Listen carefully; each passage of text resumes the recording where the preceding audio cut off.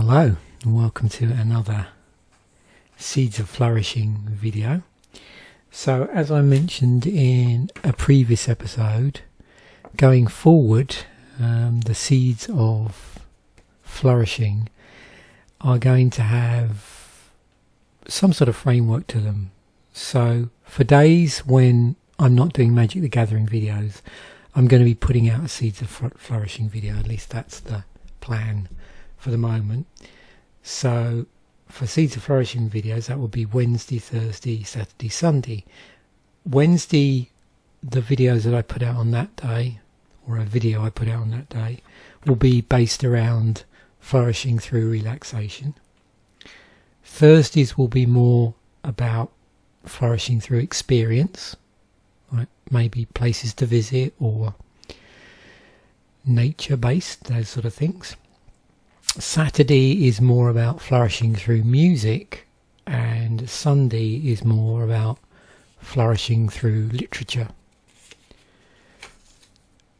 So sort of the other thing that's come onto my radar, which is going to have an impact on the Saturday music flourishing video, is I've discovered a new podcast, and I'm going to sort of set up the episode. We're going to talk a little bit about the background to the podcast that I discovered, and also in this particular episode of Seeds of Flourishing, I'm going to start off with an album, and you'll see why I'm recommending this certain album. But I want to sort of set it up first of all. So way back in 2007, thereabout, sometime either around or just after that time, I picked up a copy of this, which is the 1001 Albums You Must Hear Before You Die. And the 2007 version I've subsequently found out, because I was just digging out my copy this morning, is actually a reprint of the 2005 edition. So mine does start with The Wee Small Hours and ends with Get Behind Me, Satan. Also what they've done is on certain editions, in addition to the reissues where they just reprint it, they've added in extra tracks and extended the finish. So the 2010 editions ends with It's Blitz by the Yeah Yeah Yeahs, and the 2013 is Next by David Bowie, 2016 is Black Star, and then 2018 was it Micro Shift by Hookworms, and the 2021 is Her Tales by Jasmine Sullivan. Now, when I bought this book originally, I hadn't entered the era, if you like, of Spotify. So Spotify started in Sweden in 2006, and I didn't start using it until sometime around 2009. I know I was using it when I was coming backwards and forwards between the UK and Canada, because at that point I had like a full subscription and I was able to use it outside of the UK, because the free one you couldn't do that for. And at the time I was using it in 2009, it was before its availability as an app, so it was all PC based. So I had to have a laptop, which I was bringing backwards and forwards with me anyway, because I was still trying to run a business while I was coming backwards and forwards between the UK and Nova Scotia for about a year or so. So I suspect I probably signed up to this early, around about 2008, because there was a point where you could get signed up as a result of being invited. And I was doing a lot of music blogging at that point, and I suspect I got an invite off the back of someone I knew in the music industry through music blogging. So that's probably what happened. And as a consequence, I revisited this in an endeavour to set up a a listening project where I would literally work my way through listening to these. I'd previously used it as a way of infilling albums from the point in which I bought it, 2007, to the point at which I got Spotify. So I went through and started buying albums from the early 50s, and then bought some albums around my sort of favourite time period, so around 79, starting out around, I suppose, 76, buying CDs at that point. And then of course that stopped once I started using Spotify, because there was no need to do that. Here's the album cover. This is the book cover of the one that I have, if anybody else has it.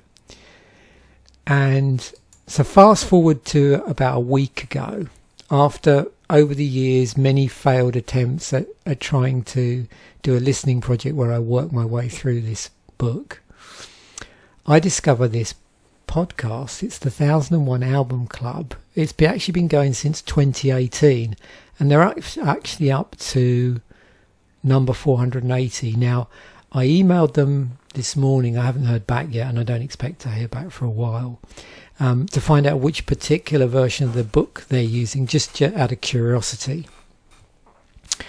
And yeah, about a week ago I started listening through to this. So, I listen to it mainly on Spotify. As I said, they're up to this one. They start off with Frank Sinatra in the Wee Small Hours. So I am listening to their podcasts from that point onwards at the moment, and I'm up to here. Also, what I'm doing is listening to albums as I go through, like the whole albums where I haven't listened to them for a while. So I think I started re-listening from about here onwards, because I think it was only last year where I went through and systematically re-listened to these. So I just picked up from here, and I've been going through binge listening to both the podcast and the albums. Now, then the more I thought about it, I thought it was an experience my wife would really like to get involved with, but I didn't want to start off at the very start, way back, this album, and because we were going to do it, we're going to do it every week on a Saturday morning. We're going to have like a breakfast music club where we listen to the podcast after listening to the album at some point in the previous week. So we're going to listen to the albums independently, and then listen to the podcast on a Saturday together. And we're just going to do an album a week. So after a lot of umming and ahhing, we decided to start off in 2000 and... Let me go back. 19... So used to saying 2000. 1978. So if we go back to the first album from 1978, you should see that it's Pere Ubu and The Modern Dance. Now, there was some discussion with it between us about going back earlier. As you can see, 77 looks pretty interesting. The main problem is I could keep doing this, because I know if I go back to 77, I'm going to go, oh, look at all the stuff from 76. So, and I definitely wanted to start no later than 79, because anybody that watches the channel and knows from the name, that's my favourite year in music. So it had to be a point before that and not afterwards, but not too far back. And as I looked at the albums, I realised that basically it was a case in 76, 77. A lot of the albums here are what I would call real classic albums that I've listened to numerous times. And whereas 78 again, although there's a lot of classics here, there's a lot of stuff here that I haven't listened to for various reasons, either at all or not for a number of years. I mean, obviously things like, Magazine's Real Life, the first Public Image Limited album, Throbbing Gristle, this one in particular, Live and Dangerous, Van Halen, and The Cars, which was another reason for choosing 78, and Dire Straits, to name a few. But there's a lot of other stuff here, and a lot of it doesn't tend to be what would have been back then considered to be classic rock. Well, I suppose back then, I don't know if they called it classic rock, but you know what I mean. The term classic rock evolved, and there's a lot of indie bands and bands from 78 that weren't necessarily part of, say, if you go back and I'm thinking of Meat Loaf album and Fleetwood Mac, certainly, that sort of area, that sort of genre. So here we're starting to get into, more sort of new wave, post-punk is a thing. Post the original punk bands, both from the US and the UK. So that's the plan. As of this Saturday, we're going to start off with this album. We've both been listening to it today when I went out for my walk, and my wife's going to listen to it on the way and back from work. And so I thought I'd say a little bit about this album. So the idea is that, if you want to go through the same listening experience, I'm going to include links in the description to this particular podcast. The nice thing with this is you don't even need Spotify to listen to this. You can listen to it directly from here. Obviously, if you have Spotify or some other music service, it's a bit easier to actually listen to the albums as well. But, it's quite fun actually to just listen to the podcast. They do, and I'm assuming they do it on there as well, they do play extracts from the albums as well. So you get to listen to it, little bits of it as well, little snippets. I don't believe I'd actually listened to this album properly until this morning, so it was interesting to listen to this.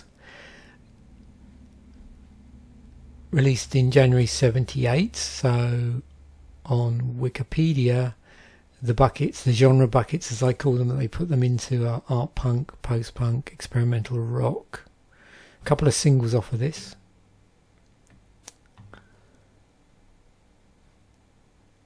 It was their debut. There's another of their albums actually in the book. 10 tracks on here. I'm not sure if I actually recognise any of these musicians. David Thomas, Tom Herman, Alan Ravenstein, Tony Iommi, Scott Krause and Tim Wright. I was curious because they're using an EML synthesizer on there. So, and some quite interesting stuff. So I'm really looking forward to what the podcast talks about in their episode on it. You can see here the album is pretty highly ranked in a lot of different sources, and so no surprise it's in the book. It's been reissued multiple times over the years, not surprisingly.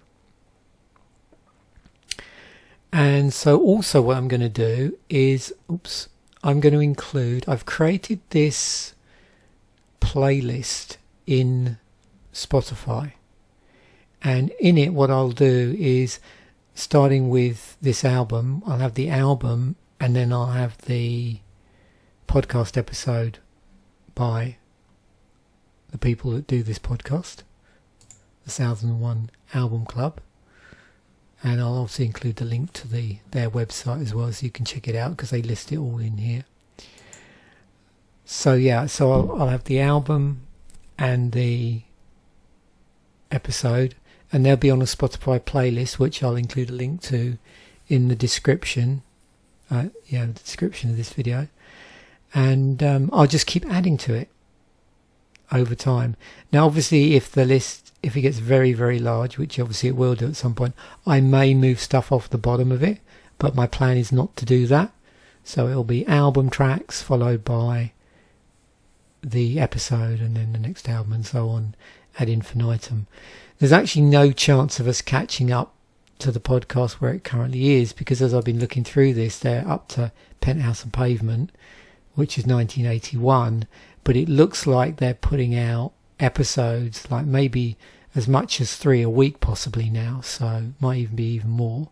So there's no chance we're going to catch up until they actually get to the very last album, and that's quite a ways off. As you can see, it's 480, so this is a pretty long-term project, but I thought it would be interesting as a bit of a epiphenomenon, if you like, a bit of a side effect of me listening to it, to actually do my music podcast, or not my music podcast, my music episode of Seeds of Flourishing on the album that we were going to be listening to that week, and so people can check out the album if they like, and also learn a bit more through the links to the Wikipedia articles and various other things.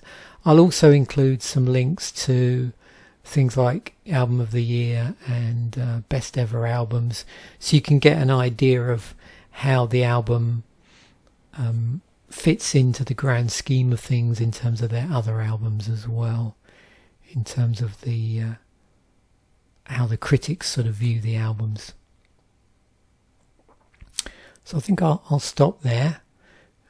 So yeah, if it's something that you're interested in doing, then please join me in listening to the podcast and also the album that they're talking about. I'm really going to enjoy this, and hopefully in combination with this and me also going through, because I'm still going to go through the earlier episodes, binge listening to them, I will finally get to listen to all of the albums from this book, although of course if we're going through one a week from 480, that could take a number of years. Thanks for watching, bye for now, and I will catch you in the next episode.